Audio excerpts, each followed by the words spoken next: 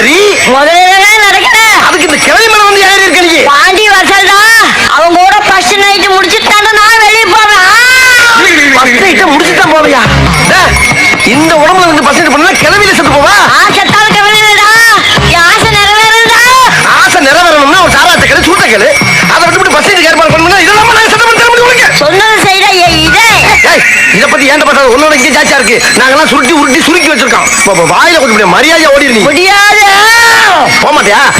போலாங்கி வந்திருக்கேன் கோமாரி பேய நேர சொல்லு அத்தா சாராயா வாங்கி தர தயங்க வேணா ஊற